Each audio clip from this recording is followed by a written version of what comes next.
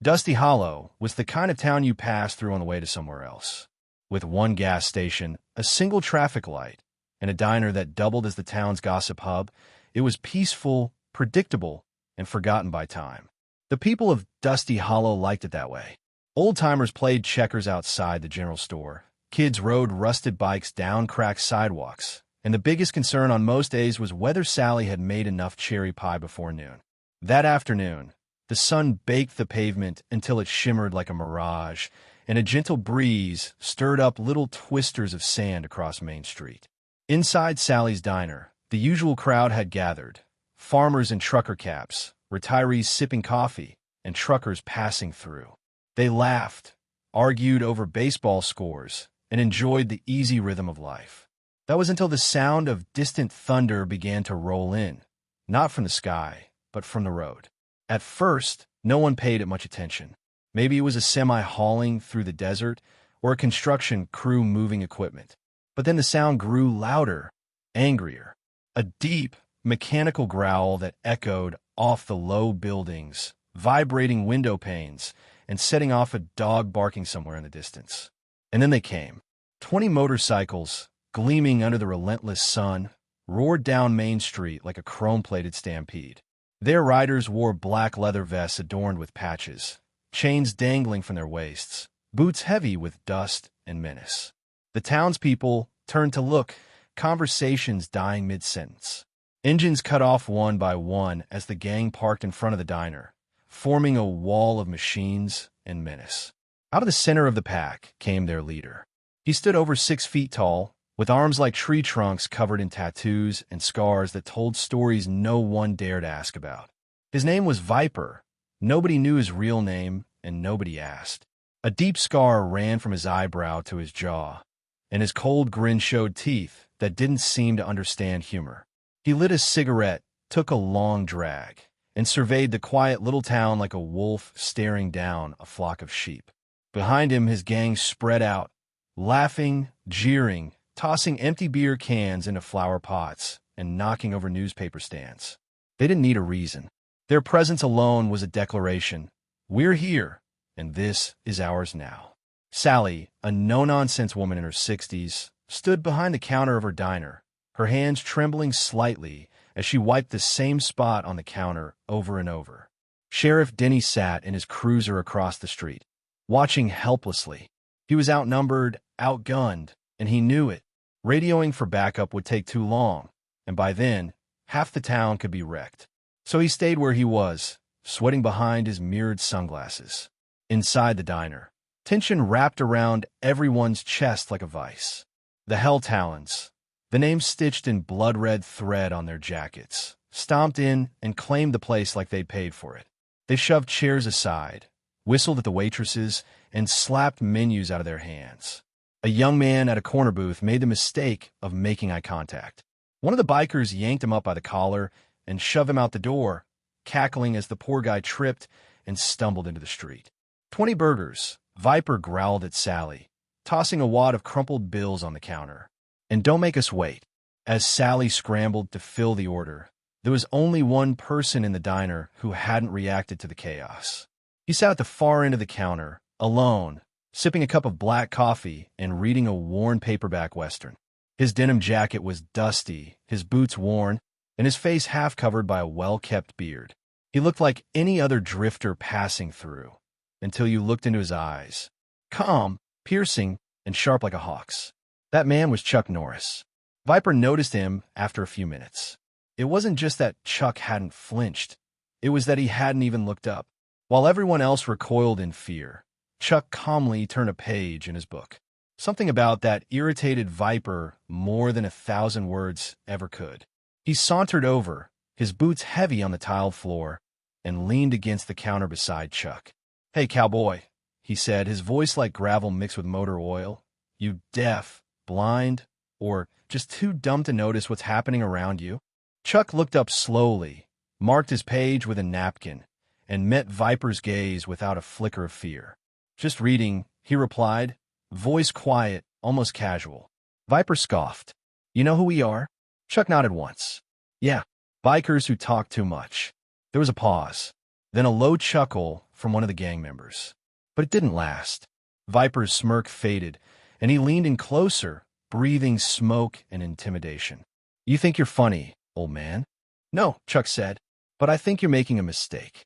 Another pause. Then Viper knocked Chuck's coffee off the counter. The mug shattered on the floor, black liquid spreading in a pool. "You gonna apologize?" Viper asked. Chuck stood. Slowly, casually. The air in the diner shifted. People instinctively ducked behind booths, sensing the shift in gravity. Chuck looked down at the broken cup and then back at Viper. "I don't like cold coffee anyway." Viper laughed and cracked his knuckles. "Looks like Grandpa wants to dance. Let's show him how the Talons do it." He turned to his crew and made a subtle hand motion. 3 of them stood up, cracking joints and grinning, eager for an easy beatdown. Chuck didn't move.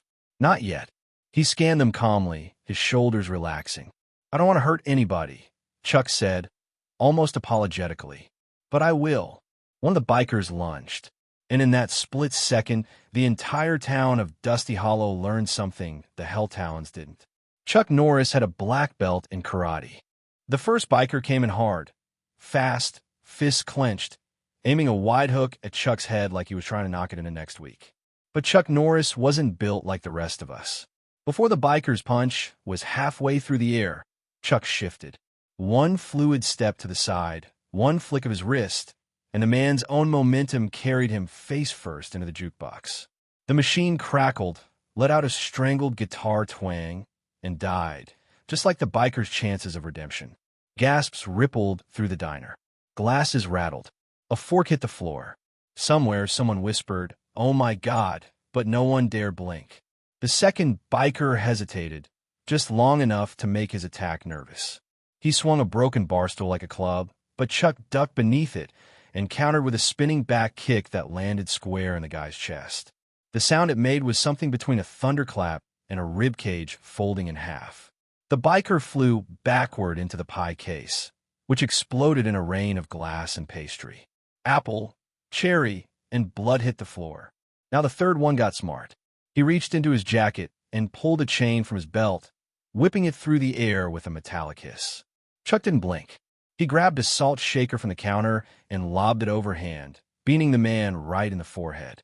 It wasn't lethal, but it stunned him long enough for Chuck to close the distance and disarm him with a move so fast no one saw it. Only the aftermath, the biker on his knees, holding his shoulder and howling in pain as the chain clattered to the ground. 3 down. Viper snarled. "Get him!" The rest of the gang surged forward in a wave of chaos and leather, a dozen against one. But Chuck Norris didn't retreat. He didn't even take a step back. He moved forward. What followed was a ballet of destruction, orchestrated by years of discipline and muscle memory forged in the fires of real combat. Chuck grabbed one attacker by the wrist, twisted him into a joint lock, and hurled him into another biker like a human wrecking ball. He ducked a beer bottle, caught the arm that threw it, and dropped the guy with a precise elbow to the sternum. 2 bikers tried to flank him, assuming teamwork would overwhelm him. Chuck leapt up, planting a foot on the counter and launching into a flying side kick that flattened both of them in a single motion. Chairs shattered, dishes broke, and in the center of it all, Chuck remained perfectly in control, moving with the grace of a dancer and the power of a sledgehammer. One of the Hell Talons reached behind his back and pulled out a switchblade. He slashed at Chuck's arm, but Chuck caught his wrist mid-swing, twisted it in one smooth motion, and sent the knife skidding across the floor. He then flipped the biker onto his back with a hip toss that rattled the windows. Chuck looked down at him and said calmly, "Don't bring a knife to a black belt." The chaos was full-blown now. Plates flew like frisbees. Someone tried to hit Chuck with a ketchup bottle. He caught it midair and used it to spray red into the attacker's eyes. Another charged with a bar stool. Chuck stepped aside, grabbed the stool mid-swing, and used it to knock 2 others down like bowling pins. Sally had long since ducked behind the counter with her staff, peeking through the order window in awe. "I think he's winning," she whispered, not quite believing it. One of the cooks nodded mutely, still holding a spatula like a weapon. Outside, Sheriff Denny watched through the blinds of his cruiser, wide-eyed and slack-jawed. Is that Chuck Norris?" he muttered. "I thought he was just an internet joke." Back inside, the fight was reaching its crescendo. One of the last remaining bikers, a towering slab of muscle named Moose, charged like a linebacker. He was the biggest guy in the gang, the kind of man who bench-pressed trucks for fun and considered paying an old friend. Moose roared as he ran toward Chuck, fists pumping. Chuck met him head-on. He didn't dodge. He didn't sidestep. He delivered a front kick so devastating it lifted Moose off his feet and sent him crashing through the diner doors in a heap. The glass shattered outward in a spectacular explosion of shards and testosterone. Moose groaned once and passed out cold in the parking lot. Only Viper was left. The diner was a war zone. Tables overturned, food scattered, unconscious bikers moaning on the floor. Chuck stood in the middle, breathing steady, not a scratch on him. Viper reached into his vest and pulled out a sawed-off shotgun. The diner froze. Chuck tilted his head slightly, eyes narrowing. "Really? You don't scare me," Viper hissed. "I don't care if you're Chuck Norris or the ghost of Bruce Lee. You just made the biggest mistake of your life."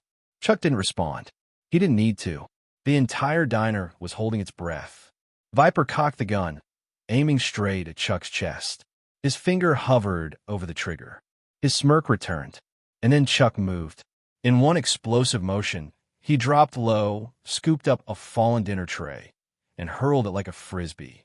It flew across the room in a blur of silver and smacked into Viper's wrist just as he squeezed the trigger. The shot went wide, blasting a hole in the ceiling and raining insulation onto the floor. Chuck was on him before the gun hit the ground. He caught Viper's wrist, twisted the gun away, and threw a punch so precise, so powerful, that it lifted Viper off his feet and sent him tumbling over the counter into a pile of condiments. Ketchup squirted everywhere. Viper groaned, out cold. Silence. Complete, pure silence. Chuck straightened his jacket, picked up the paperback he dropped earlier, and calmly returned to his stool. The entire diner watched him like he was some kind of myth made flesh. He took a sip of what was left of his coffee, cold now, and winced slightly. Sally, still crouching behind the counter, slowly stood up. You okay, mister?" Chuck nodded. "They're going to need some bandages. And maybe a few straws." Sheriff Denny finally stepped inside, hat in hand. He looked around at the wreckage, at the sea of unconscious bikers, at the shattered glass and ketchup stains, then at Chuck. Thank you, sir," the sheriff said, voice cracking. Chuck gave him a nod. "Just didn't want my coffee interrupted." Denny stepped over a biker, groaning softly. "You're really Chuck Norris?" Chuck shrugged. "Some days." As Sally and her staff slowly emerged to begin cleaning up, and as the town tried to comprehend what had just happened, one thing became abundantly clear to everyone watching. You don't threaten Chuck Norris, especially not when he's trying to enjoy a quiet cup of coffee. The sun had begun to dip toward the horizon by the time the dust settled, casting long shadows across Main Street. The Hell Talons were scattered across the diner floor and sidewalk like broken action figures. Some groaned. Some didn't move at all. A few tried to stand but thought better of it. Their bikes sat in a crooked line outside the diner, shining and silent, looking strangely docile now that their riders had been decommissioned by a single man. Inside the diner, the wreckage was monumental. Tables overturned, condiment bottles exploded like paint grenades, shards of glass glittering in the corners. But in the eye of the storm, Chuck Norris sat calmly, sipping a freshly poured cup of black coffee. Sally had insisted on making him a new one. "On the house," she said, trembling with equal parts gratitude and awe. "I mean, you saved the whole damn town." Chuck nodded his thanks, never one for long speeches. He preferred actions. Those tended to speak volumes. Sheriff Denny, now emboldened by the fact that the bikers were unconscious, cuffed a few of the more dangerous-looking ones with zip ties he'd borrowed from the hardware store. The rest he left for the state troopers, who were on their way and would no doubt need a whole convoy of cruisers and a flatbed truck or two.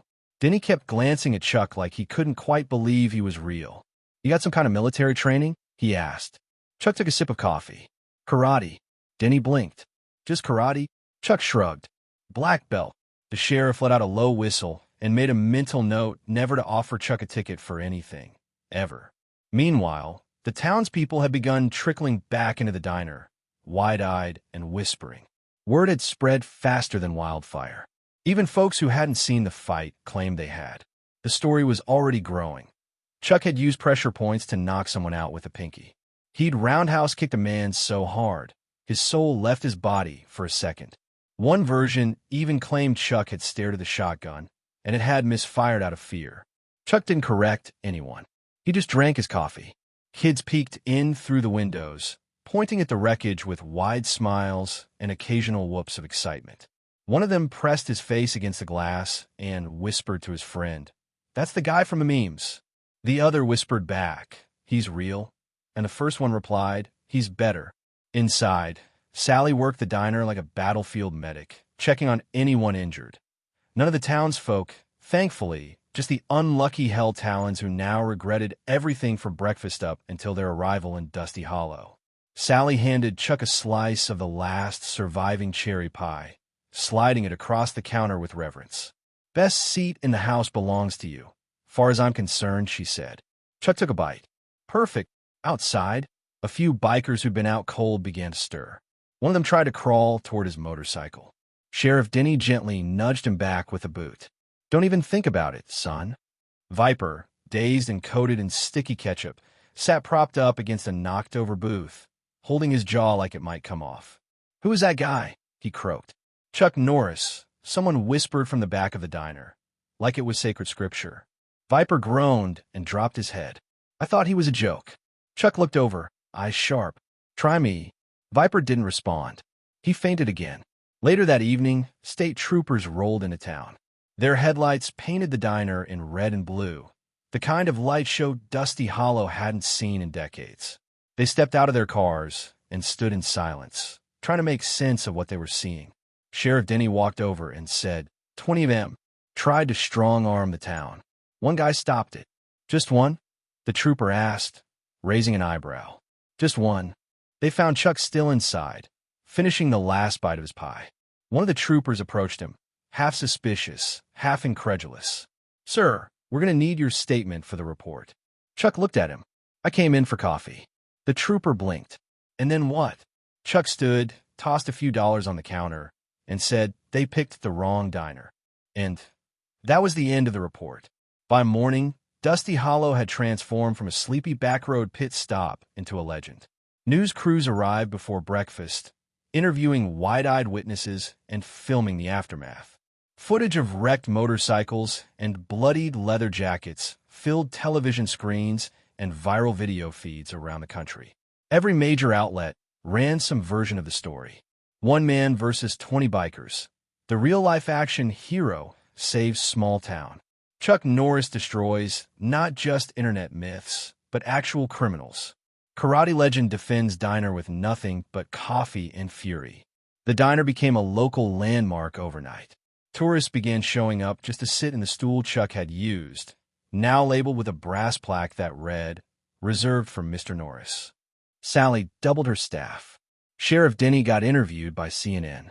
Even the mayor from the next county dropped by with a key to the city, which Chuck politely declined. "Just keep the coffee hot," he said. As for the Hell Talons, their reputation took a fatal hit. Word spread fast through the outlaw circuit.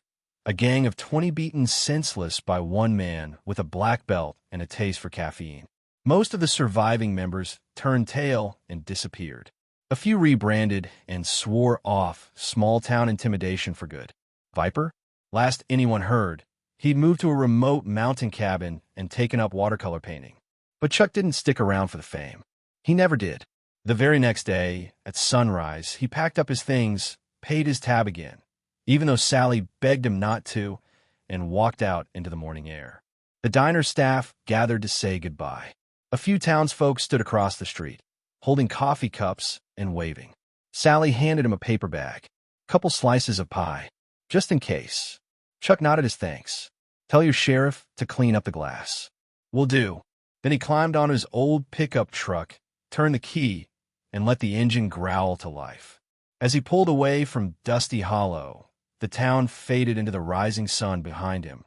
Quiet again, but forever changed. The plaque at the diner stayed. So did the stories. Some say he's still out there, traveling from town to town, always finding trouble before it finds anyone else. Some say he's a myth, a spirit of justice in denim. Others say he just likes coffee. But one thing everyone agrees on: if Chuck Norris walks into your diner, you make the coffee strong and you keep the pie warm. Because you never know when a gang of idiots might show up. And you'll be glad he did first.